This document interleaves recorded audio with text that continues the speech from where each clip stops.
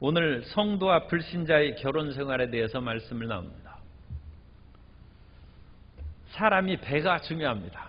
단전에 힘이 모아져야 사람이 힘이 있다고 옛사람들은 얘기하는데, 배가 아프면 온몸에 힘을 잃어버리고 일을 할 수가 없습니다.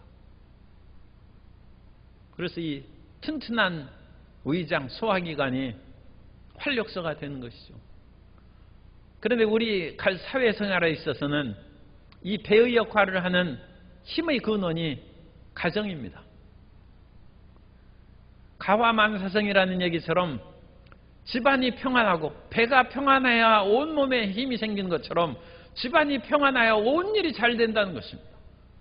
그런데 가와만사성의 핵심이 되는 가족 구성원이 부부입니다.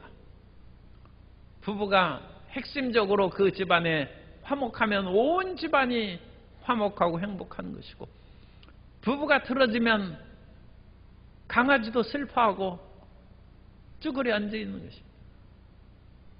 그래서 우리가 지난 시간에 부부 사이를 행복하게 하는 믿는 부부 사이 문제에 있어서 고린도 교회에서 특별히 질문한 것이, 이제 예수님을 믿고 거룩함으로 나아갔으니까 부부 생활을 그렇게 절제하고 거룩함으로 나아가야 되지 않느냐, 그런 주장을 한 사람들이 아마 있었을 것입니다.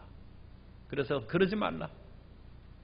자기 몸을 자기가 주장하지 말고 상대방의 그런 원하는 것을 다 만족시켜줌으로 말미암아 부부 생활에 어긋남이 없도록 하라는 것입니다. 기도 생활을 위해서 분방할지라도 금방 그것을 그치고 화합하라는 것입니다. 그래서 믿는 사람들 간에 내가 거룩함으로 나아가는데 어찌 이와 같은 육적인 것에 매여드느냐, 상대방을 나무라거나 업수 여기지 말라는 것입니다. 그러니까 우리는 영적인 것으로 나아가면서도 부부 일심동체이기 때문에 육체적인 것에 대해서 불만을 갖게 하지 말라는 것입니다. 그런데 이제 더 큰 문제가 생겼어요. 그것은 부부 한쪽은 믿는데 한쪽은 안 믿는 것입니다. 그래서 오늘 우리가 12절부터 24절까지 말씀은 한 사람은 성도가 한 사람은 불신자인 경우에 어떻게 하냐는 것입니다. 그래도 사도 바울은 최대한 서로 어울려서 같이 살고 갈라서지 말라는 것입니다. 오히려 이와 같은 12절부터 24절까지 한편이 믿는 사람이고 한편이 안 믿는 사람이 오늘 현실에서는 더 많습니다. 유대인들의 경우에는 이 복음을 증거할 2000년 전에도 이미 아브람 때부터 또 모세 이후로 천수백 년 동안 믿음으로 살았습니다. 물론 하나님을 떠나고 배반한 때도 많지만 이미 천여 년간, 아브람으로부터는 2000년간 하나님을 믿어온 사람입니다. 그리고 대부분이 다 하나님 믿는 백성.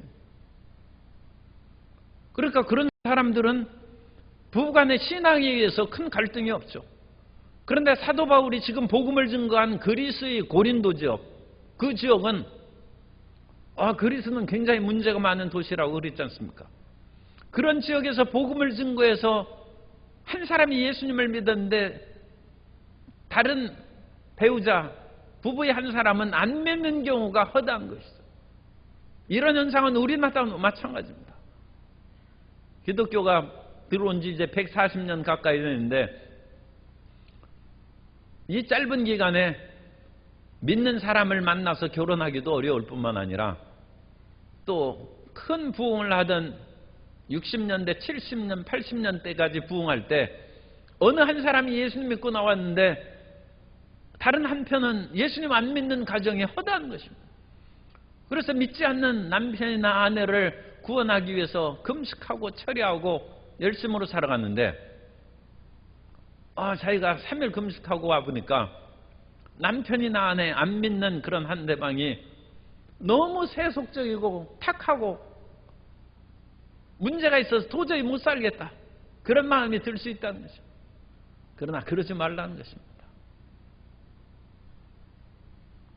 이전에는 두 사람이 같이 세상 속에 어울려서 같이 더러워졌는데, 그때는 서로 좋다고 죽자 살자 살고 그렇게 살아왔는데, 이제 한쪽이 예수님 믿고 보니까 이렇게 세상 탁하고 지저분하게 살 수는 없다.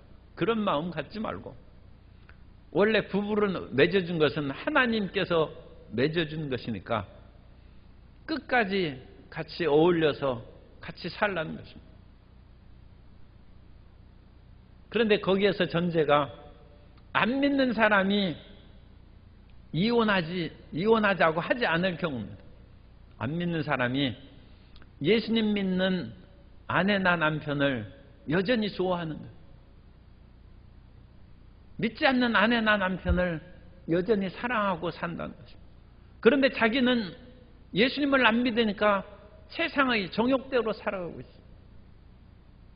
자기는 세상의 정욕대로 살아가지만 예수님 믿는 아내나 남편을 좋아하고 그러면 믿는 사람 편에서 나서서 나 당신하고 못 산다, 그런 얘기 하지 말라는 것입니다. 상대방을 받아주고 수용하라는 것입니다. 하나님께서는 사랑과 평화의 하나님이시고, 또 이와 같이 믿는 아내나 남편을 좋아하는 배우자를 통해서 언젠가는 그 남편이나 아내가 예수님께 돌아와서 함께 예수님을 믿고 같은 천국 백성이 될 수 있기 때문에 그것을 소망하면서 인내하고 기다리면서 같이 살라는 것입니다. 그러기 고린도 교회의 그런 상황은 복음 전파된 기간이 짧은 그런 모든 사회나 국가에 적용되는 거예요. 한쪽 편이 예수님을 믿고 한쪽 편은 예수님을 믿지 않을 때 헤어지려고 하지 말고 같이 어울려서 그것을 살라는 것입니다. 그러면서 하나님의 놀라운 것 같이 역사가 나타납니다. 그것은 둘이 다 예수님을 안 믿을 때는 같이 거룩하지 못했죠. 그러나 한쪽이 예수님을 믿음으로 거룩한 백성이 되었으면 그 거룩한 아내나 남편으로 인하여 상대방이 거룩해진다는 거예요. 이건 특별한 것입니다. 원래 부정한 것으로 우리가 손을 만지면 깨끗한 사람이 더럽게 되는 것이 일반적이에요. 그러니까 내가 예수님을 믿어서 거룩하게 됐는데 맨날 세속적으로 살아가는 남편이나 아내하고 같이 잠을 자고 생활하면 당연히 더러워지는 것이죠. 그런데 지금 거꾸로 말합니다. 그렇지 않다는 것입니다. 14절에 보면 믿지 아니하는 남편이 아내로 말미암아 거룩하게 되고 믿지 아니하는 아내가 남편으로 말미암아 거룩하게 되나니 그렇지 아니하면 너희 자녀도 깨끗하지 못하니라. 그러나 이제 거룩하니라. 하나님께서 이 부부가 한쪽이 예수님을 믿었을 때도 여전히 같이 살라고 하시는 그 이유는 같이 거룩하게 되는 것이 하나님의 뜻이고, 그리고 한쪽 편이 끝까지 예수님을 부인하고 배반하지 않는 한 주님께서 그 뜻을 반드시 이루어 주시고 그 자녀들까지도 거룩하게 하신다는 것입니다. 그래서 이것은 구약시대의 혁신적인 변화의 것이 신약의 신자들에게 적용되는 것입니다. 구약의 부정의 개념을 보면 민수기 19장 11절 이하에 사람의 시체를 만진 자는 이레 동안 부정하리니 그는 셋째 날과 일곱째 날에 잿물로 자신을 정결하게 할 것이라. 그리하면 정하려니와 셋째 날과 일곱째 날에 자신을 정결하게 하지 아니하면 그냥 부정하니. 사람의 시체를 만든 자는 부정하고, 그건 오늘날 과학적으로 봐도 그런 시신에서 병으로 인해서 돌아가신 분을 만지는 것은 병원 중에 감염될 그런 위험성도 있죠. 그러니까 그걸 씻으라는 것입니다. 그래서 시신을 가까이 하는 것은 그 사람이 부정하게 되는 것입니다. 그런데 엘리야와 엘리사의 그 시대부터 그것이 180도로 뒤바뀐 놀라운 상황이 나타나요. 그것은 엘리야가 사르밧 과부의 집에 거주하고 있었는데 사르밧 과부의 아들이 갑자기 죽었어요. 서둘러 엘리야를 붙여서 당신이 이 집에 거하는데 내 아들이 죽었으니 이 어찌하면 좋겠습니까? 내 죄를 기억나게 합니까? 그러자 엘리야가, 그것도 참 겸손한 표현이죠. 내 자식이, 당신이 그같이 훌륭한 주의종이면 내 자식이 어찌 죽겠습니까? 하고 엘리야를 탓하는 것이 아니라, 내가 참 죄가 많고 부정해서 당신이 거룩함을 뵈서 이와 같이 그 죄값으로 자식이 죽는 이런 일이 나타나는데 나를 불쌍히 여겨달라는 말이죠. 엘리야가 당황해서 하나님 앞에 가서 부르짖습니다. 하나님, 내가 이 집에서 먹고 자고 살고 있는데 이 아들을 데려가시면 어떡합니까? 그래서 하나님 앞에 부르짖어 기도할 때 열왕기상 17장 21절 이하에 보면, 그 아이 위에 몸을 3번 펴서 엎드리고, 아이가 죽었습니다. 시체 위에 몸을 3번 엎드려 야훼께 부르짖어 이르되, 내 하나님 야훼여, 원하건대 이 아이의 혼으로 그의 몸에 돌아오게 하옵소서 하니, 야훼께서 엘리야의 소리를 들으시고 그 아이의 혼이 몸으로 돌아오고 살아난지라. 엘리야가 그 아이를 안고 다락에서 방으로 내려가서 그의 어머니에게 주며 이르되, 보라, 내 아들이 살아났느니라. 시체를 껴안은 엘리야가 부정하게 된 것이 아니라, 엘리야에게 임한 하나님의 생명의 힘이 아이를 살린 거예요. 이 위대한 대조난의 역사가, 그러니까 레위기에 나오고 민수기에 나오는 이 부정의 개념이 선지자 시대에 뒤바꿔진 거예요. 그런데 가장 위대한 선지자요 대제사장인 예수님이 오시면 180도로 전환한 것이죠. 그러니까 예수님을 믿는 사람은 거룩하게 되었을 뿐만 아니라 이 거룩하게 된 사람하고 같이 사는 불신자들이 거룩하게 된 거예요. 사람이 부정한 것 중에서 죽은 사람 시체만큼 부정한 것이 어디 있어요? 그러니까 남편이 아내가 조금 죄짓고 부정할지라도 죽은 사람만큼 그렇게 부정한다고 할 수는 없죠. 그러니까 거룩한 남편이나 아내가 이 남편이나 안 믿는 그 아내를 뒤집어버려요. 뒤바꿔버려요. 그래서 믿는 부인과 믿는 남편을 데리고 사는 사람은 복이 있다는, 복된 것이죠. 덩달아 거룩하게 된 것이죠. 그런데 그것은 거룩한 아내나 남편이 있을 동안만 거룩한 것이지, 거룩한 아내나 남편이 떠나가면 이것은 다시 거룩하지 못하게 되는 거예요. 그러니까 예수님을 믿는 우리는 그리스도께서 우리 안에 거하시기 때문에 우리는 빛난 영혼이 거룩하게 된 것이고, 거룩한 우리로 말미암아 안 믿는 배우자는 마치 달이 햇빛을 받아서 찬란한 달밤으로 빛나는 것처럼 그 사람의 거룩은 그런 것이죠. 불신자의 그런 아내나 남편의 거룩은 햇빛을 반사해서 거룩하게 된 것이고, 믿는 아내나 남편이 떠나면 이제 차가운 돌덩어리로 어두운 그런 돌덩어리가 되고 만. 그러므로 믿는 아내나 남편이 있을 때 남편과 아내가 그 같이 있을 동안에 거룩하고 자식이 거룩할지라도 그 자신이 예수님 믿지 않으면 천국은 못 갑니다. 그러니까 믿는 사람하고 같이 있어서 덩달아 아내 치마폭 잡고 내가 천국 간다, 그것은 없어요. 이 땅을 살아갈 때는 거룩한 아내로 말미암아 집안을 화평하게 하고 거룩하게 하는 하나님의 은혜가 있었을 뿐이지, 아내가 날개 옷 입고 하늘로 올라가 버리면 남편은 차디찬 어둠의 돌덩어리가 됩니다. 그러니까 아내가 가기 전에, 남편이 하늘나라 가기 전에 예수님 믿고 그야말로 자기 속에 주의 성령의 거룩한 빛이 거하는 새 사람이 되어야죠. 어쨌든 간에 그러므로 우리 믿는 한편 안 믿는 다른 그 배우자가 있어도 너무 걱정하지 말고, 이 남편이 자꾸 가까이 와서 나 그렇게 안고 그러는데 이거 내가 불결해지지 않는가? 그렇지 않습니다. 남편이 오히려 거룩하게 바뀐, 그러므로 그 남편이나 믿지 않는 아내를 끝까지 사랑과 거룩함으로 회개케 하고 하나님께 인도하는 주님의 백성들이 되시기를 바랍니다. 이 놀라운 그런 변화의 역사를 이거 하나님께서 주신 그런 은혜인 것입니다. 그런데 믿지 않는 편에서 이혼을 요구한다. 그러니까 이것은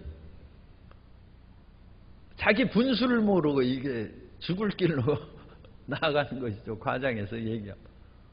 이 자기가 이 믿는 배우자를 통하여 자기가 거룩하게 하고 하나님의 은혜와 긍휼을 받는 것을 전혀 알지 못하고 당신 교회에 나가고 그러니까 일요일날 내가 어디 놀러도 같이 부부동반해서 못 가고 같이 여러 가지 어쨌든 세상적인 일을 하지 못하므로 나 당신하고 못 산다. 교회 가려면 나하고 이혼하자. 그러면 그냥 갈 일하는 것입니다.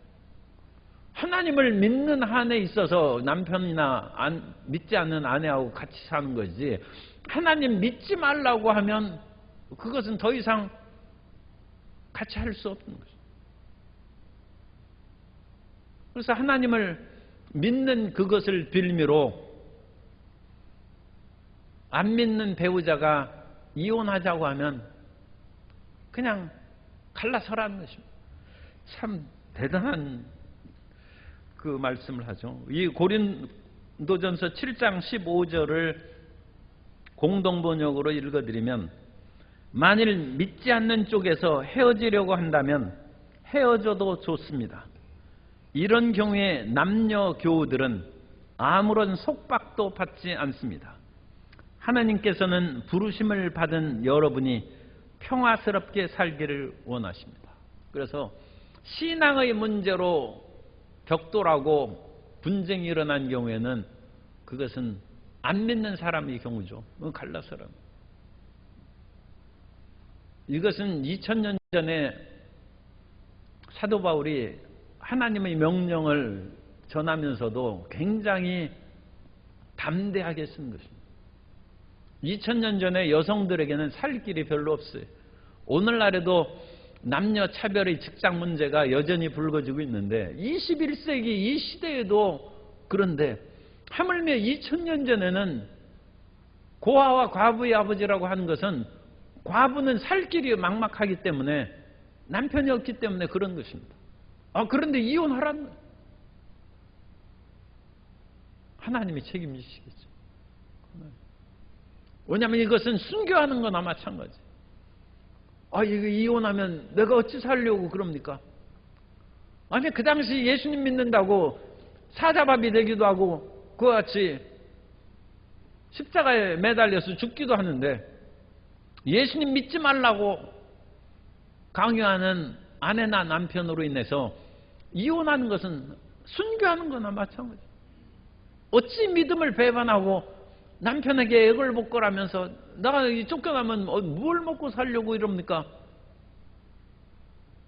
그런 식으로 믿음의 하나님은 우리에게 왕같은 제사장인데 이 왕같은 여왕 같은 분이 어찌 그와 같이 믿지 않는 세상의 돈이나 조금 있는 그런 사람에게 무릎을 꿇겠습니까? 그러지 말라는 거죠. 참 이 신앙의 이 담대함과 이 긍지는 말할 수 없는 조금도 거슬림 없이 2000년 전에 사도 바울이 꺼리낌 없이 갈라서라는 거죠. 온갖 것을 다 참고 같이 어울려서 그와 같이 살지라도 믿음에 있어서는 이와 같은 단호한 태도를 가지고 결단한다. 오늘 이와 같은 신앙의 담대함을 가졌으면 세상이 훨씬 더 깨끗해지고 교회가 어지럽지 않았을 것입니다. 그런데 이와 같은 하나님을 향한 신앙의 담대함을 많이 훼손하고 연약함을 가지기 때문에 하나님의 기적이 나타나지 않고 우리도 하나님의 영광을 드러내기에 부족함이 많이 생긴 것입니다. 그리고 하나님께서는 각 사람이 부르심을 받은 그대로 담대하게 살아가고 부르심을 받은 그 자리에서 충성하라고 17절부터 20절까지 그와 같이 말씀합니다. 17절에 보면 오직 주께서 각 사람에게 나눠주신 대로 하나님이 각 사람을 부르신 그대로 행하라. 그러니까 부르신 그대로 열심히 믿으라는 것입니다. 믿지 않는 남편 안에서 부르신 그대로면 그 안에서 열심히 예수님을 믿고, 믿지 않는 아내가 있어서 자기를 어렵게 할지라도 그 안에서 그렇게 믿으라는 것입니다. 그리고 유대인으로 부름을 받았으면, 유대인은 할례를 받았죠. 할례를 받은 사람이라는 것은 율법을 지킬 의무를 가진 사람입니다. 유대인으로 부름을 받았으면 할례 받은 사람이기 때문에 율법을 지키면서 예수님 믿으라는 것입니다. 부르신 그대로 믿으라는 것입니다. 그러나 자기가 할례 받고 율법을 지킨다고 해서 교회 안에 보니까 이방인 신자가 있는데 그 사람은 율법을 전혀 알지 못하죠. 그래서 아무거나 먹고 마음대로 생활하는데, 그런 사람에게 당신 어찌하여 율법에서 그 많은 음식 먹느냐, 그러다간 부정해진다, 그런 얘기 하지 말라는 것입니다. 자기나 그것은 지키고, 이방인은 이방인 그대로 예수님께서 부르셨으니까 이방인은 이방인 그대로 그냥 레위기에서 금지한 음식 먹고 그러더라도 상관하지 말라는 거죠. 그러나 그 서로 간에 율법을 지키는 유대인과 마음대로 생활하는 이방인이 교회 안에서, 고린도 교회 안에서, 그건 이방 교회죠, 그 안에서 최소한의 어울림과 교제를 나누기 위해서는 사도행전 15장에 있는 것처럼 최소한의 율법을, 최소한의 규정을 지키라. 그건 율법이 아니라 최소한의 규칙을 지켜서 서로 어울리라는 것입니다. 사도행전 15장 10절 이하에 보면, 그런데 지금 너희가 어찌하여 하나님을 시험하여 우리 조상과 우리도 능히 매지 못하던 멍에를 제자들의 목에 두려느냐. 그러나 우리는 그들이 우리와 동일하게 주 예수의 은혜로 구원받은 줄을 믿노라 하냐. 베드로가 한 얘기입니다. 이방인에게 멍에 매고 그런 식으로 다시 율법으로 돌아가게 하지 말라는 것입니다. 그러면서 사도행전 15장 28절 이하에 성령과 우리는, 이건 하나님의 명령이라는 것입니다. 성령과 우리는 이 요긴한 것들 외에는 아무 짐도 너희에게 지우지 아니하는 것이 옳은 줄 알았노니, 우상의 제물과 피와 목매어 죽인 것과 음행을 멀리할지니라. 이에 스스로 삼가면 잘되리라. 평안함을 원하노라 하였더라. 예수님 믿으니까 더 이상 우상, 그런 신전에 드나들거나 그 제물 먹거나 하지 말고, 피 먹는 것은 그건 아무래도, 그러니까 피 먹지 말고, 목매어 죽인 그런 것들, 음행, 그건 최소한의 윤리 도덕이죠. 그런 정도만 자기 몸을 정결하게 하면 유대인과 이방인이 얼마든지 교회 안에서 서로 어울려서 교제하고 신앙생활을 할 수 있다. 그러니까 부르심을 받은 그대로 넓은 마음을, 포용력을 가지고 이방인과 유대인 신자들이 어울려 살아가고, 마찬가지로 예수님 믿는 남편이나 아내 한쪽 편과 다른 한 사람도 이런 정도 이와 같이 생각하면 되죠. 그래서 목매어 죽인 거, 피, 그런 우상제물, 그런 것은 별로 안 하고 음행만 하지 않으면 당신하고 살 수 있다. 그런 정도면 할 수 없죠. 안 믿는 남편이나 그런 사람이 주일날 교회 안 오고 낚시 간다는 거 이해하고 살아야죠. 어떡하게. 알코올 중독은 안 되지만 술 좀 먹는 것도 그냥 이해하고, 온갖 좀 부도덕한 것들도 그냥 받아주고, 음행하는 것은 그건 믿거나 안 믿는 사람도 다 이혼 사유가 되니까 그런 것은 안 되고, 어쨌든 예수님 안에서 포용력 있게 받아들여서 같이 어울려 살고, 부르심을 받은 그대로, 믿지 않는 가정에서 그와 같이 살아온 그 안에서 인내하고 살라는 거죠. 인내하고 살라. 다만 교회는 다니게 해야죠. 예수님을 믿게 하는 그 한 가지 서로 허락해서 불신 가정에서 하면 참고 살아라. 그러나 그런 곳에서 살 때 이제 여러 가지 힘들고 어려운 것은 많이 있겠지만 스스로 나서서 안 믿는 사람하고 갈라서도록 먼저 이혼을 주장하거나 적극적으로 갈라서는 일에 나서지 말고 수동적인 자세로 인내하라는 거죠. 그래서 하나님께서는 이 가정을 끝까지 지키기를 많이 원하시는 것 같습니다. 원하시고 주님께서 이 가정을 지키기를 원하시는 까닭은 우리가 순교하는 마음으로 안 믿는 아내와 남편을 위하여 금식하고 기도해서 그 사람 구원시키라는 거예요. 그 사람 구원시키고. 그것이 복음입니다. 안 믿는 남편이나 아내 구원한 사람은 이 면류관을 받는 것이고 그 열심으로 다해서 구원하고 열심 있는 신자를 만들면 세상 사람들은 얼마든지 다 전도할 수 있어요. 얼마든지 능력 있는 전도자로서 살아갈 수 있습니다. 그래서 쉽게 안 믿는 남편이나 아내와 갈라서거나 문제로 가정을 풍파에 일으키지 말라는 것입니다.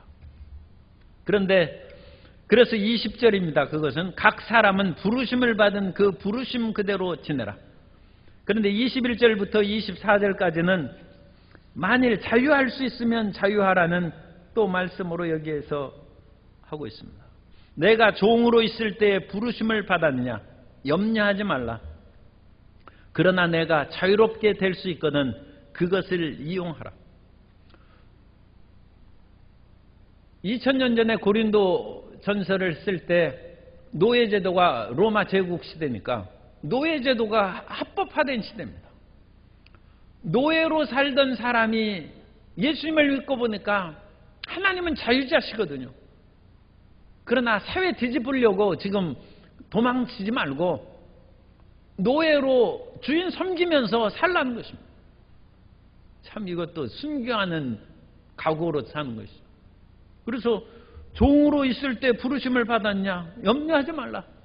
종으로 부르심을 받아도 천국은 간다는 것입니다.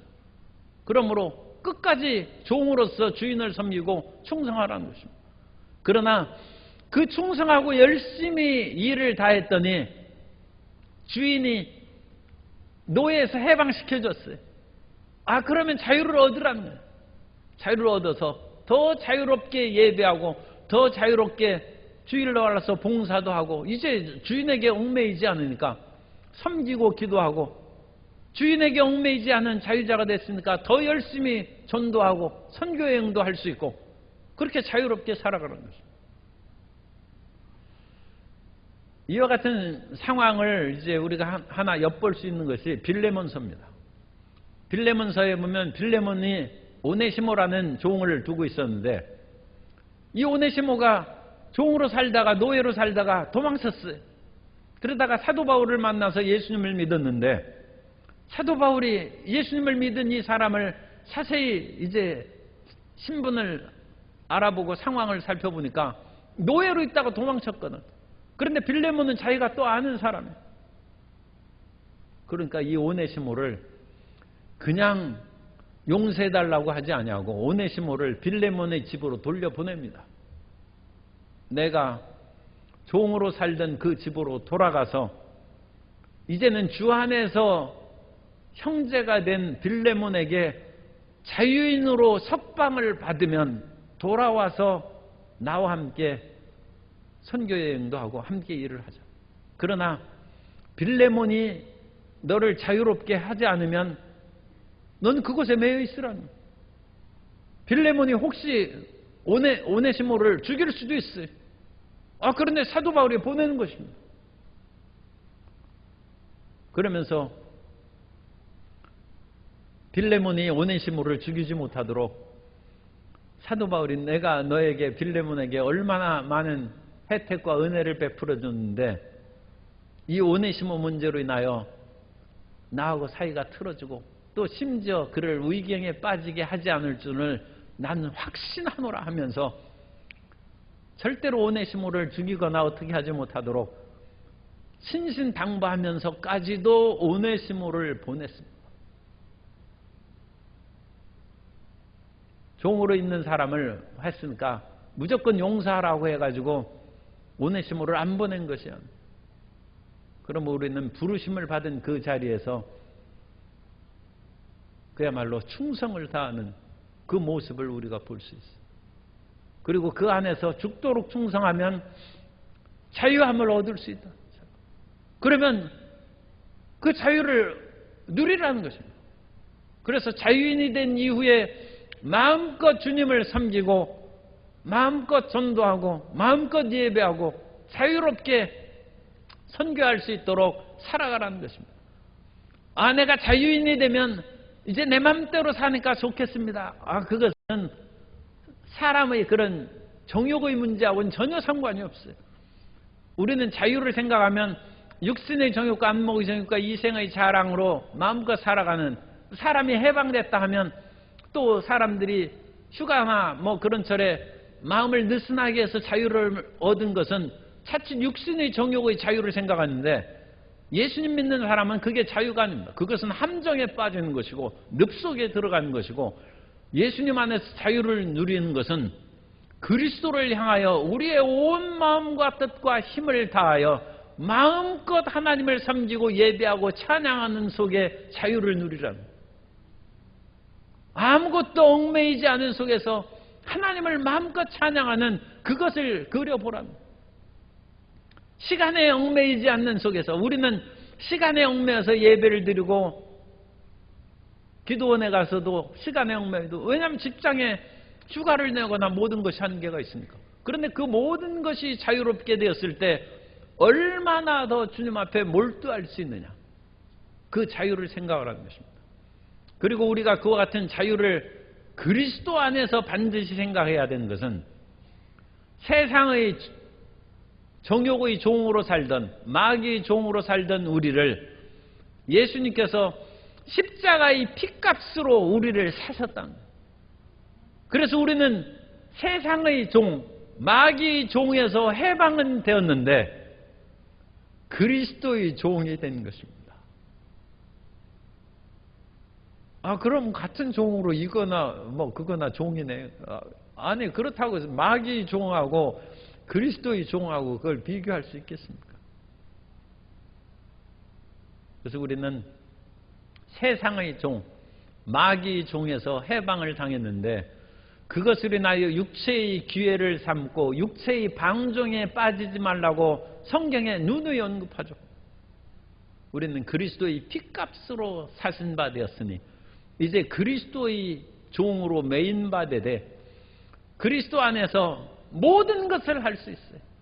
그 말씀을 항상 기억하시기 바랍니다. 아우구스티누스가 하나님을 사랑하고 내 마음대로 살라. 하나님을 사랑하고 그 다음에 모든 것이 자유로운. 그런데 하나님을 사랑하지 않는 그런, 하나님이 미워하시는 것을 우리가 생각하면 그거 다 끊어야죠. 하나님을 사랑하고 하나님의 사랑 안에서 무엇이든지 할 수 있는 것이 크리스찬입니다. 그 그리스도인의 자유를 누리고 이 그리스도인의 자유를 통하여 하나님께 영광 돌리는 주의 백성들이 다 되시기를 주님 이름으로 축복합니다. 너희는 값으로 사신 것이니 사람들의 종이 되지 말라. 형제들아, 너희는 각각 부르심을 받은 그대로 하나님과 함께 거하라. 안 믿는 사람과 함께 사는 부르심을 받은 그대로 열심히 남편과 아내를 사랑하고 함께 어울려 살고, 그러므로 상대방도 거룩하게 하고 더 나아가서 구원받아 하나님의 백성이 되어 함께 천국 갈 수 있도록 끊임없이 기도하고 부르심을 받은 그 안에서 열심히 예수님 잘 믿고 살아가라는 것입니다. 그리고 우리 모든 삶 가운데 이 말씀이 잘 적용되어서 평화의 모든 가정들이 되시기를 주님의 이름으로 축복합니다.